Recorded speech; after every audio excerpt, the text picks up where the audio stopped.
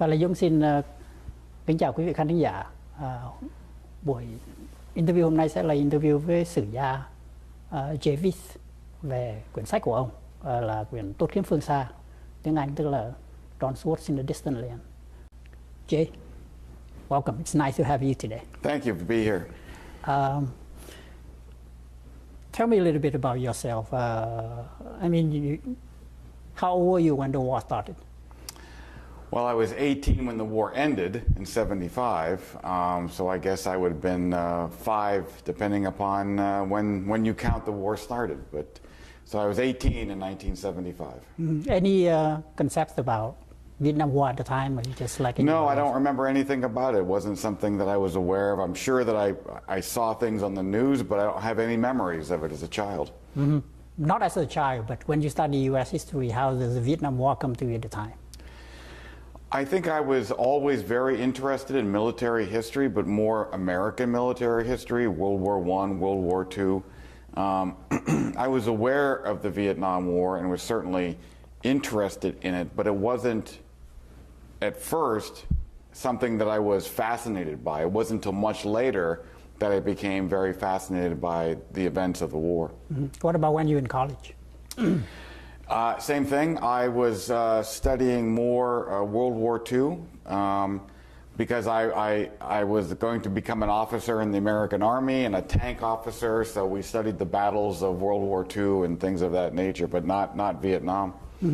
When you were saying that you're going to the college for military, is there a lot of history in there, or is it just more of a...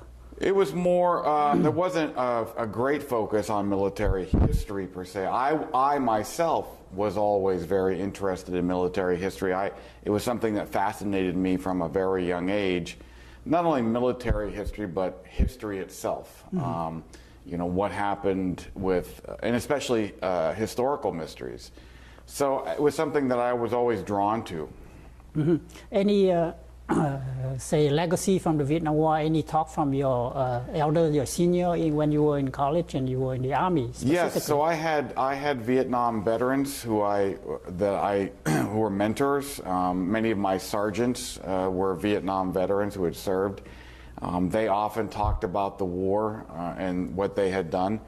And so I think that's how I sort of became interested or spend more time learning about it because of them and understanding their service and what they had gone through. What's their narrative? What's the typical I think for them, as they were mostly infantry guys who had served either in special forces or in just line units, they thought that the story of the war had not been told correctly. That there was a lot of things that happened that people didn't understand. And it was tough for them to translate their personal experiences into a broader narrative of the war. How do they view the journalists at the time? I don't remember them specifically talking about journalists, but I think from their perspective, this whole idea that the war had not been told, that what had happened in the war had not been told correctly, probably had something to do with the journalists and the media. Would you say that as a historian, your background in your military studying or anything like that will kind of shape your view about the Vietnam War, or would it come later? So that's a great question. So I think that my background as a military officer and my fascination with military history is what drew me to it, because it seemed to me that the ability to talk about the South Vietnamese military was the great unknown of the war. We had Americans focused on what the Americans were doing, and then American historians focused on what the Americans were doing and what the North Vietnamese were doing, but no one had focused on what the South Vietnamese were doing. And that's, I think, what drew me into this, was wanting to tell the story of the South Vietnamese and get it right. And what's the motive? What inspired you into this? So why the Vietnamese? Well, I think I saw that there was this, I don't want to say great injustice, but that the story had not been told well and had been told wrongly in many ways. And so it was way too much on the negative side. And as I began to meet South Vietnamese officers and they would tell me what they had done during the war, it became very apparent very quickly that there was this tremendous story that had never been told. And I thought, well, this is my chance to tell their stories, and I need to sort of tell their stories before it's too late. Mm-hmm. How does it compare and contrast with the story that you've heard before when you were in the Army and the other senior officer of yours was telling you before, and with the one that you talked with the Vietnamese? Well, it's hard for me to answer because it's so long ago, I don't remember them. They were mostly focused on, the stories that they told me were mostly focused on their own American units and what they had done. They didn't have a lot of, I don't remember a lot of stories about the South Vietnamese per se. Mm-hmm. Do you have any specific person that really influenced you into this direction, telling you where to go, kind of? Well, the first man I think that sort of pushed me in this direction was a Colonel Ed Metzner, who I had met at the Texas Tech Conference, and he was the one who told me these incredible stories about, at that time, Colonel Le Minh Dao, and who eventually became General Le Minh Dao and commanded the 18th Division. And he always told me what a great officer he was, how hardworking he was, how that he could get so many things done. And so Ed took General Dao as an example to say, it's not just General Dao, it was many other Vietnamese who did similar things whose stories have never been told and will be lost to history. And so that's what pushed me in the direction of talking to General Dao and learning his story. Okay, so you're starting with General Dao. Mm-hmm. You kind of believe from there you branch out. Correct. I think reading your book, the way of you doing research is very different from other academics. People coming from academia are always kind of looking into the previous book, looking into the previous source, looking at outside. They read the French history, they read the Russian or whatever, but all in the academia. But yours is completely different. It's more pragmatic in a way that you look at the communication from the Foreign Service. You look at the telegram from back and forth from Washington and the CIA. I noticed that's a lot of information, a lot of documents are coming from there.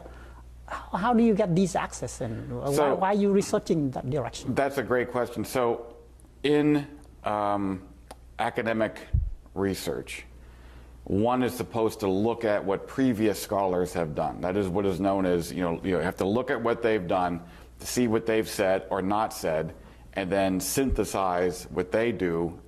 But because so many Americans had not written about the South Vietnamese or written about them very negatively or only put a very small amount in, I had to start from scratch. We say start from scratch, So my goal was to look at not only what try not to just use what the Americans were saying about the South Vietnamese, but to actually go look at the South Vietnamese memoirs and things that they've written to get the South Vietnamese voice about themselves. And fortunately, I was able to also interview many of the people who were senior officers or senior government officials at the time to get their inside stories. So that's what I think is the strength of the book, is it's not just using American sources to understand the South Vietnamese, but to use South Vietnamese sources and American sources to understand and to come to a conclusion.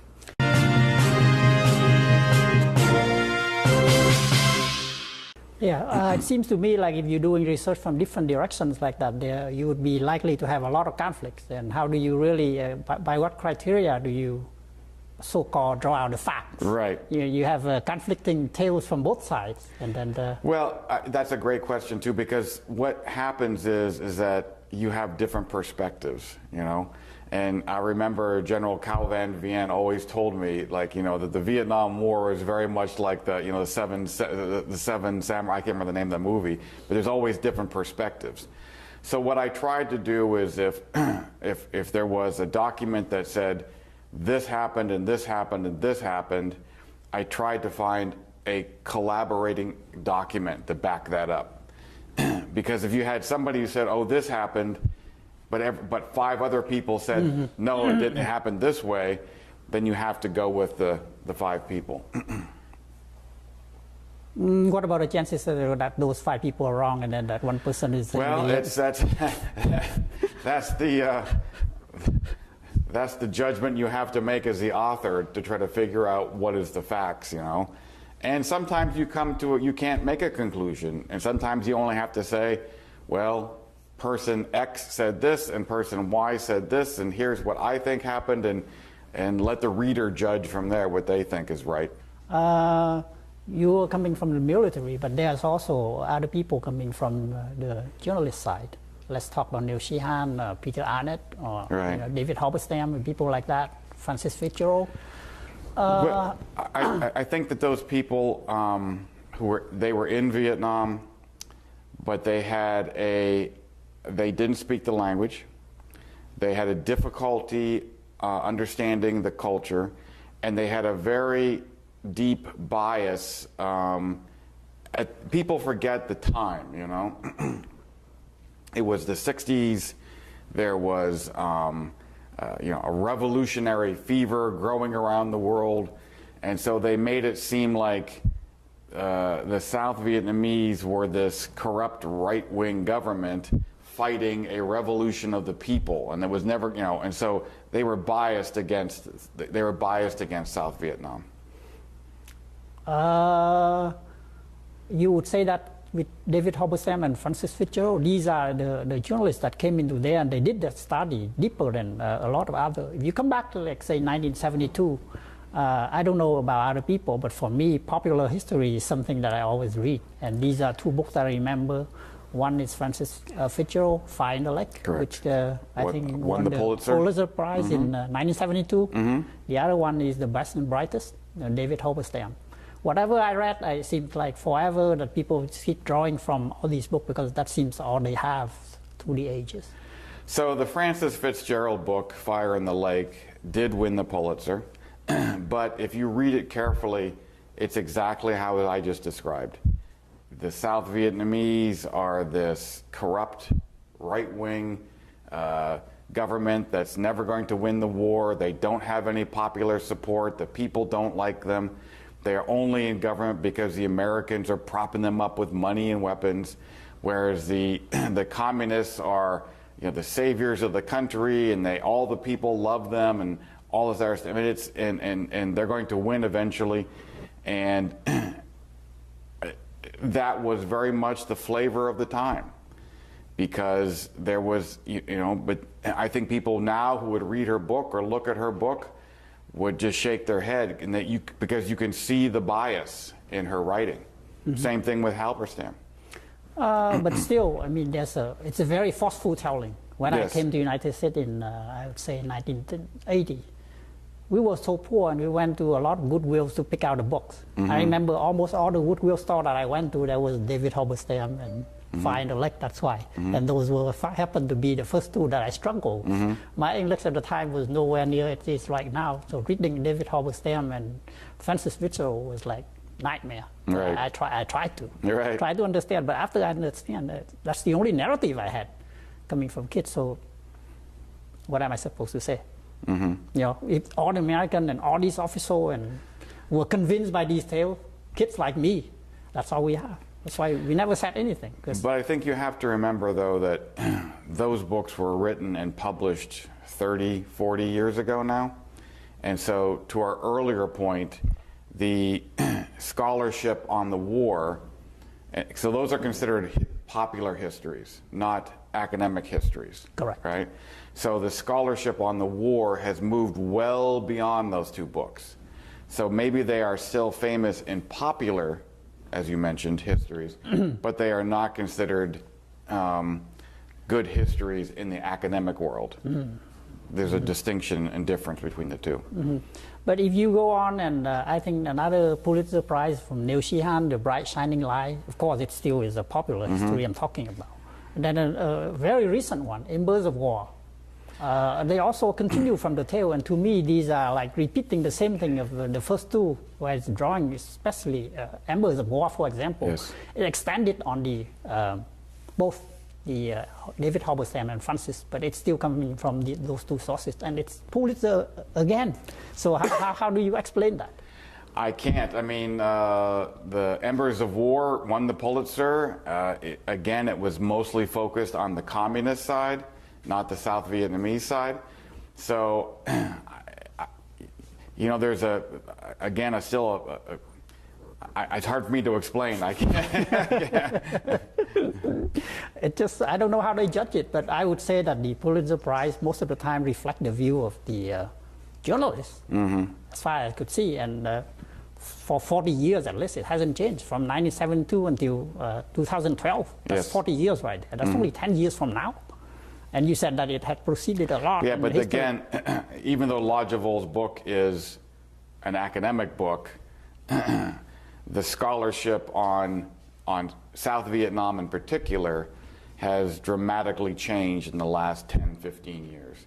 So that you see more and more books and articles written and judging the Republic of Vietnam much more favorably, being able to see them as trying to control their own destiny, trying to shape their country, trying to build their country in the midst of a war. And that's what Drawn Swords is about. How South Vietnam was trying to build their country in the midst of a war, and how very, very difficult that is.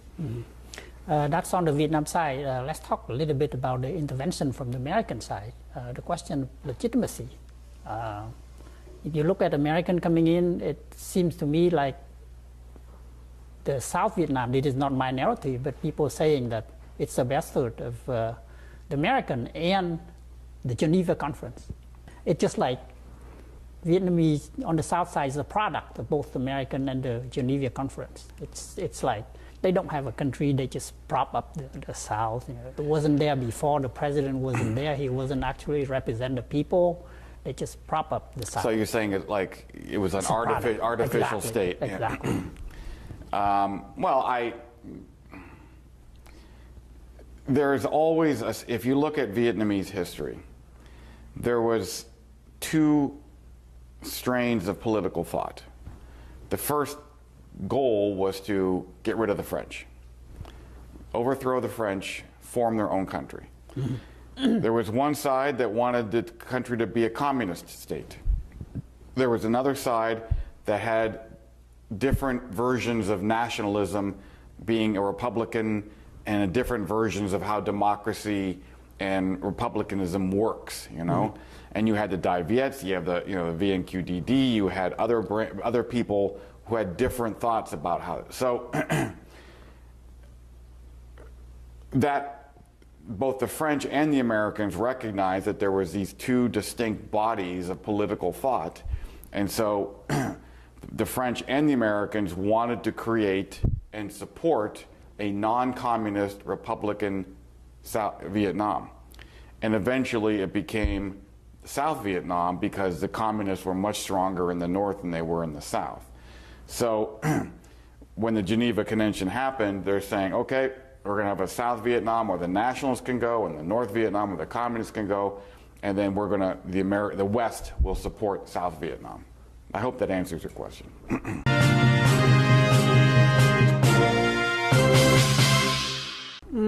I think the Geneva Conference was saying like they have like 2 years after, and then they have the general election for the whole country. Right. Yes, people were allowed to go to the south and north and the setup, but it was never intended to be a different country. It was a temporary boundary, yes. Yes, and then I think the creation of the Republic of Vietnam, because the Americans refused to sign and the Vietnamese refused to sign. And the Americans had nothing to do with the Geneva Convention. It was the French, and but the South Vietnamese government refused to sign the Geneva Accords, and so they were not legally bound to hold the elections. A fact that people forget, you know. Very true. But does that really make them a country, you think, or just? Well, that's a broader political question. What makes a country? Is it culture? Is it shared values? Is it a vision of how we're going to organize ourselves as a society? And I think that the bulk of the people who wanted to be in South Vietnam did not want to be under a communist regime. But there was other people who didn't understand the differences between the two. So it was, so the South Vietnamese government was trying for years to try and convince the whole country, everybody in the country, that this was the best political system to build the country, to change society for the better, to help the very poor people in the villages, to bring in education and healthcare and build roads and stuff, and so, rather than being a communist country, so communist system. So you see two competing versions. Let's see, two competing visions for the Vietnamese. Yes. One is the nationalistic, the other one is communistic. Correct. And the communists always insist there's only one vision, I mean, unification of the country. Well, they had a vision for a unified Vietnam, and they were going to impose it on everybody whether they wanted it or not. And that's the big difference, is that communism is, in essence, especially the Vietnamese communism, is designed that we're going to take over the country, and whether you want this or not, we are going to do it. Whereas the nationalist version had room for many different visions, you know, and not trying to put a gun to somebody's head and say, you're going to do it my way or else. So that's, you know, ultimately the difference. The American intervention, when they come in, what kind of vision do they have at this point? And you think the policy that they're coming in, the way that they intervene, let's take 1965, for example, I mean, coming straight from Bùi Diệm book, In the Jaw of History. The Vietnamese, the Southern government wasn't informed at all until the last minute. Well, we have to differentiate between two things. So Bùi Diệm book talks about the American Marines landing in Da Nang and not being told by the Americans until the last minute, and them not wanting American military forces on the ground because it would feed the communist propaganda that the South Vietnamese government was nothing but puppets of the Americans. They thought that having American combat troops would undermine their legitimacy. But the Quat government falls, Nguyen Cao Ky, Nguyen Van Thieu take over in June of '65. The military situation was turning very bad. There was some very significant defeats of South Vietnamese forces.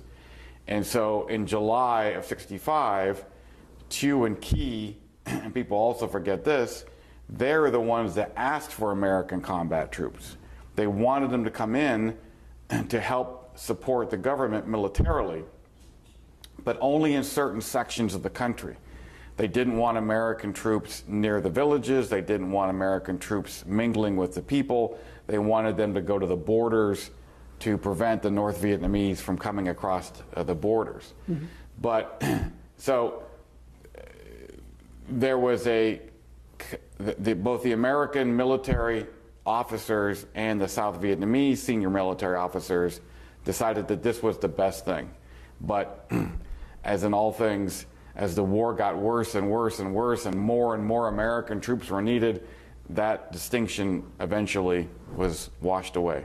Yeah, but when you say the intervention, would it be better if they can combine the political side with the military side? Because you were saying that Nguyen Van Thieu and Nguyen Cao Ky was asking for, and they were military men, and Dr. Phan Huy Quat is the prime minister, like it or not. Is it a kind of hasty? Well, no, because Quat was gone by that time. So that we're talking, so Quat did not want, Quat, the civilian prime minister, did not want American combat troops because of the political viewpoint. But he was gone by mid-June of '65. Then Nguyen Cao Ky and Nguyen Van Thieu came in. They became the chief of state and the prime minister, respectively. And by July of '65, then they held, when this military situation was not looking very good, they held a meeting with the senior Americans, Westmoreland and McNamara, and they asked for American combat troops. And in fact, Nguyen Cao Ky wanted to ask the Koreans for a combat division as well. But they only wanted them to go to the borders, not to mingle with the population. Because Thieu himself saw that it was still the responsibility of the Vietnamese military to do most of the fighting. They just wanted the Americans as a shield against the North Vietnamese main force. Well, as you say, so I can understand why there are a lot of Americans coming in during the Johnson administration. You were talking about 100, 200, or even more, 1,000. You're talking about hundreds of thousands of people coming in if the initial intention was only staying outside and protecting the side. Well, why is that? Because the sad part of the war is that the more Americans came in to help defend the country and fight, the more North Vietnamese were sending their troops down. So as the enemy force grew, we had to have more Americans come in to help fight. So they made a decision, okay, what we're going to do is we're going to have the American troops fight the North Vietnamese. And we're going to have the South Vietnamese army fight the guerrillas in the villages. All right, we're going to have a division of responsibility. The ARVN will go to the villages and guard there so we can begin pacification. The Americans will fight the North Vietnamese. That was the idea. But the idea, could it have been opposite? The Vietnamese fighting and then the American do the pacification? What do you think about that? Well, no, because the idea is that South Vietnamese troops would be in the villages. They speak the language, they're Vietnamese, they know the culture, whereas Americans don't speak Vietnamese, don't know the culture. And so the decision was made, and I think a right one, to let the South Vietnamese army guard the villages. They were bringing in the R&D cadre to begin the pacification. So the ARVN would create a shield, a military shield, allow the cadre to do the pacification, where the Americans then would go fight the more heavily armed North Vietnamese.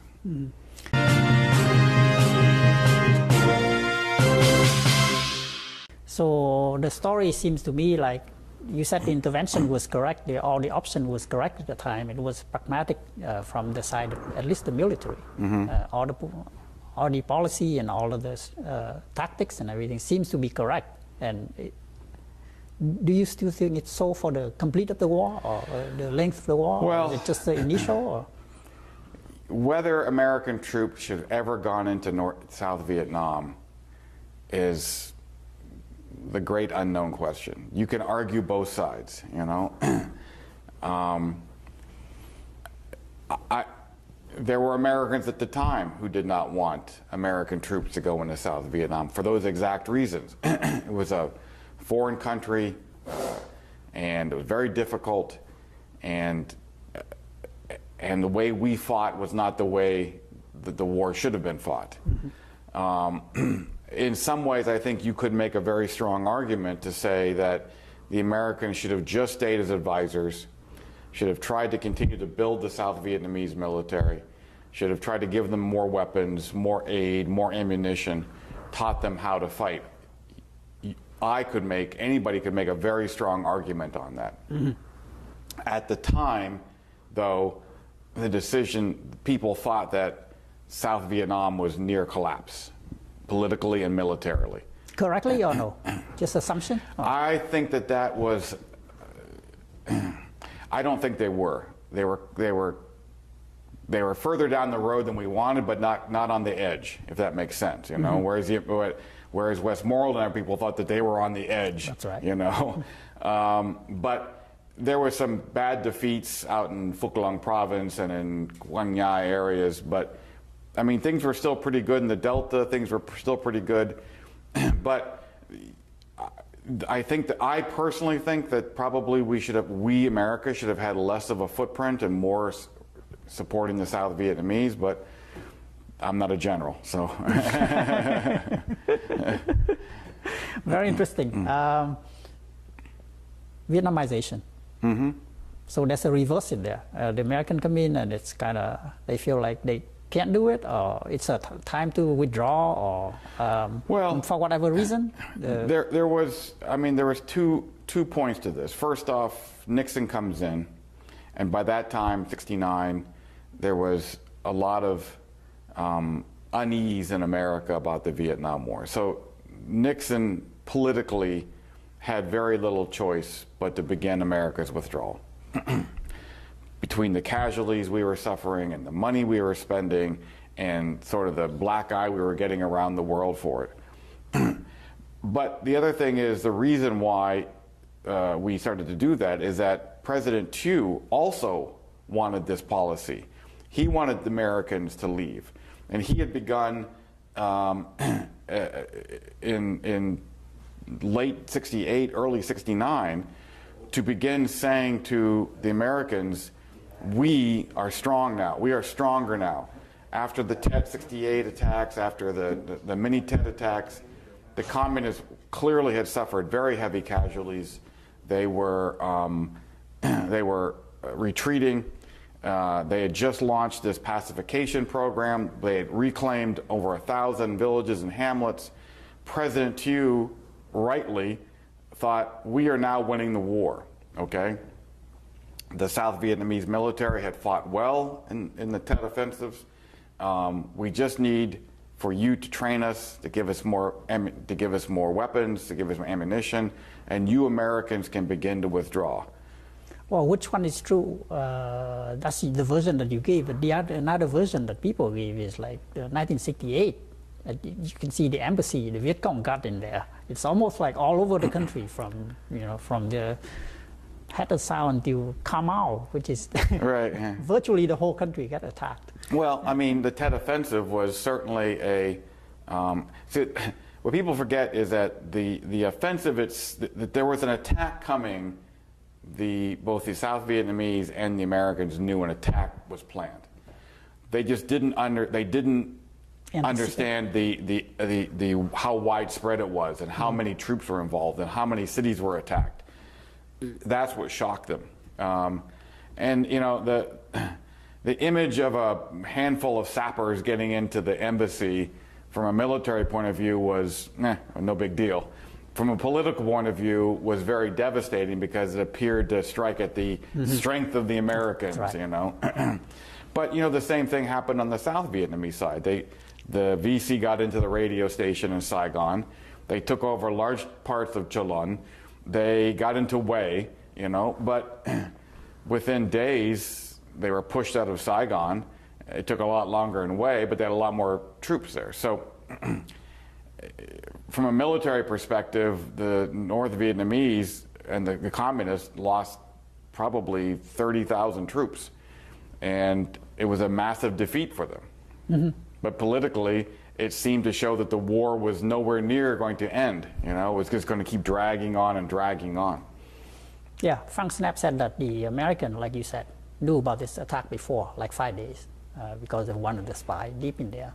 And then, but the other thing he said is because of that, pacification, Vietnamization was done also, partly after 1968, because most of them were killed, but that wasn't in the magazine, that wasn't in the dailies, that wasn't in the news, that wasn't in anywhere. Because I can't speak about the Tet Offensive and Frank's claim, but that VC spy, was extremely highly classified, and they can't release it.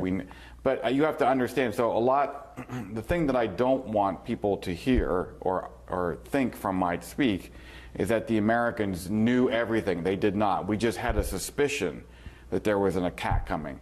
The South Vietnamese thought the same thing. And in fact, I just saw a cable yesterday about them talking to President Thieu about how long they should have a ceasefire for Tet.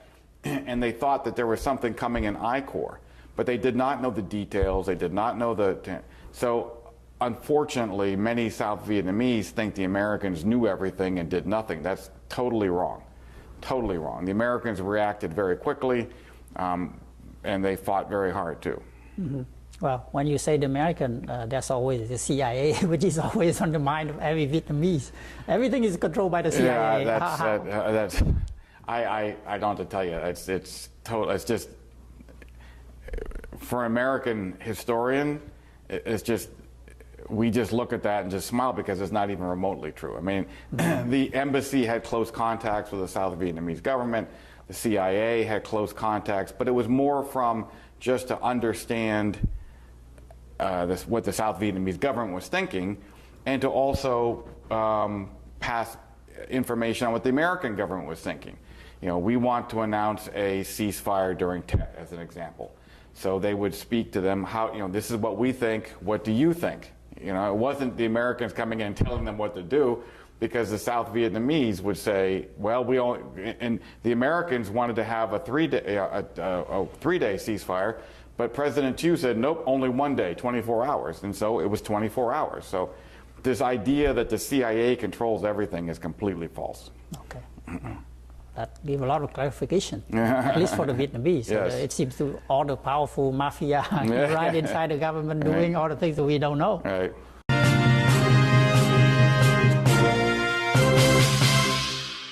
Finally, we come to Paris Agreement.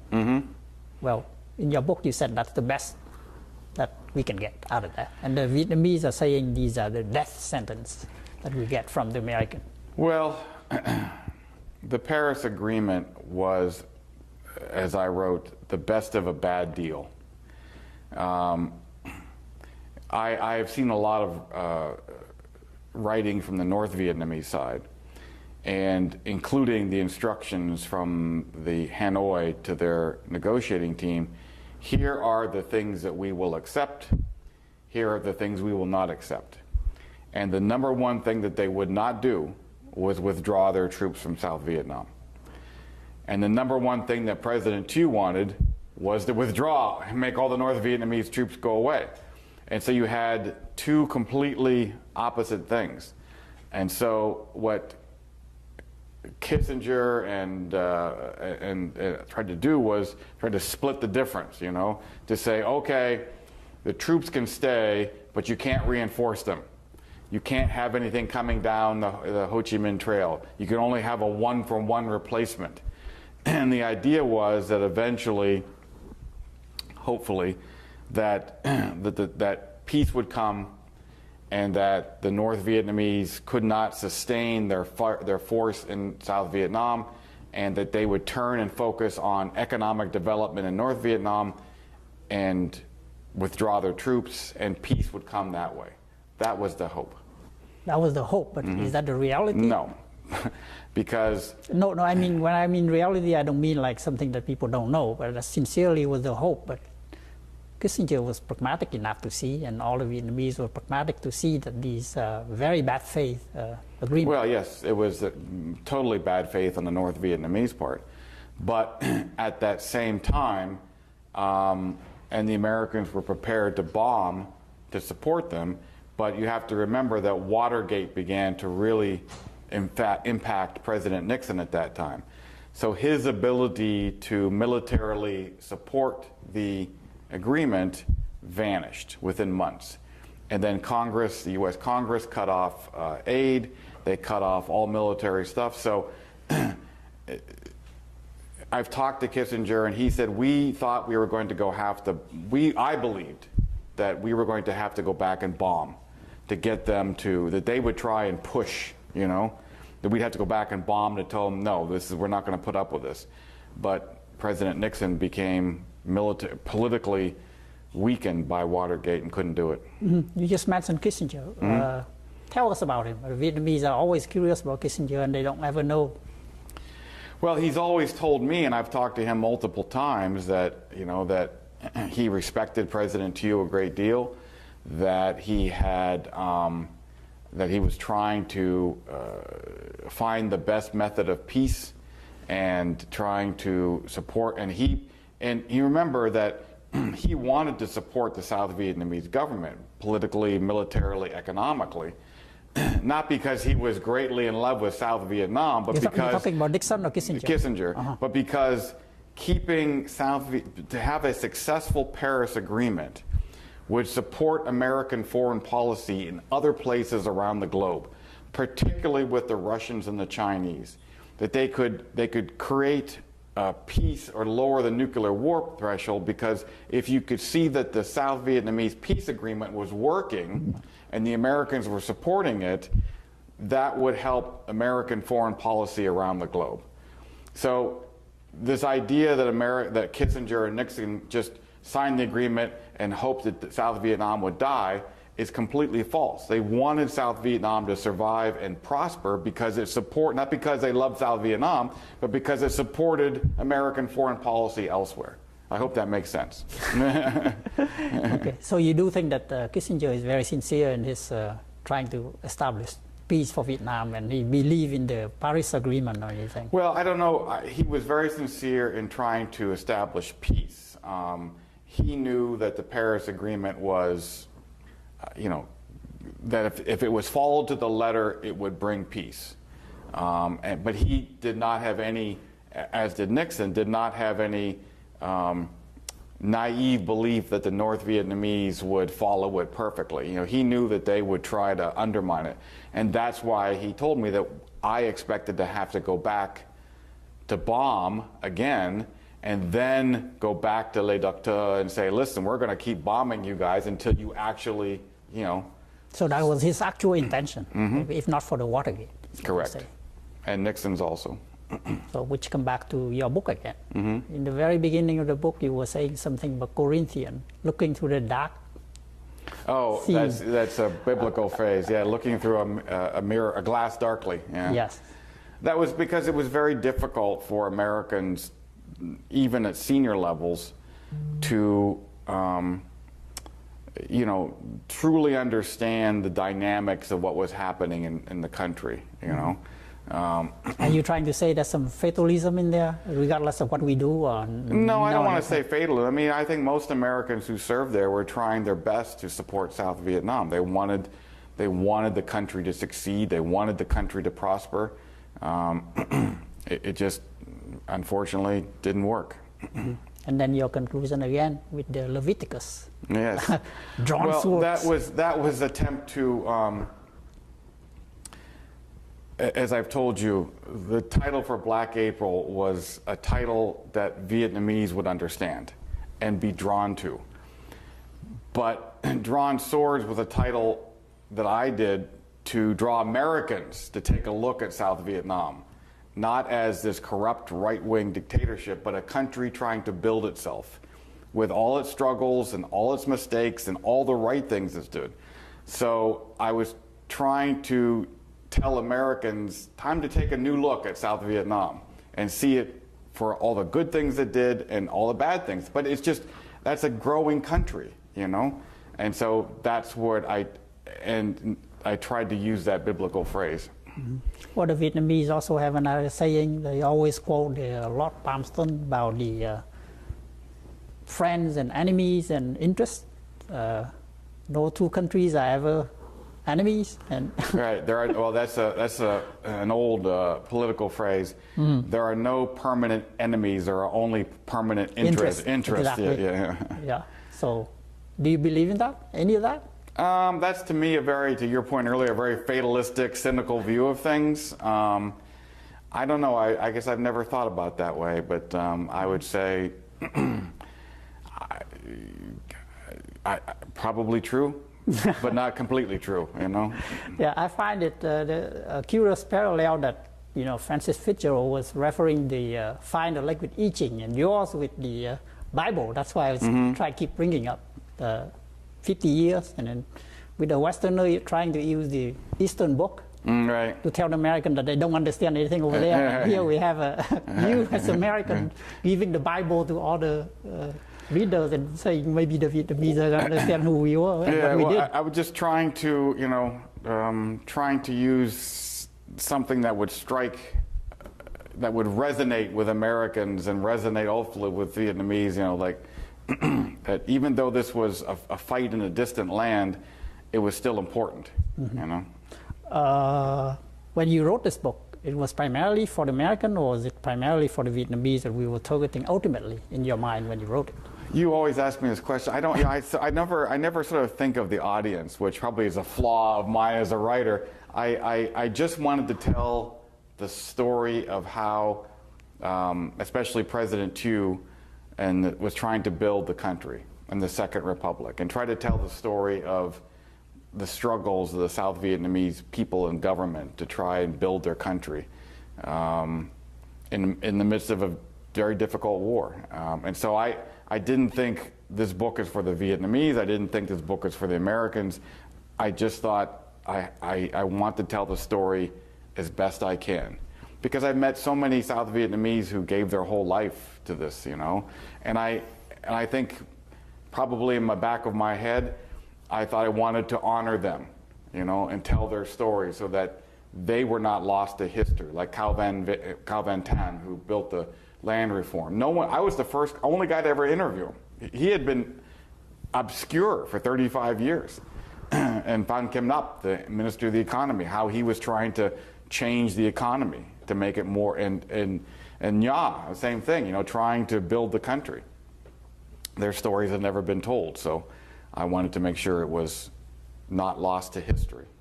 Well, thank you very much, Jay. It's always interesting to talk to you. Thank you. I know there's time, and get more and more interesting talking to you every time, and I hope the next time it will be better. All right, always a pleasure. Thank you. Thank you. Thank you.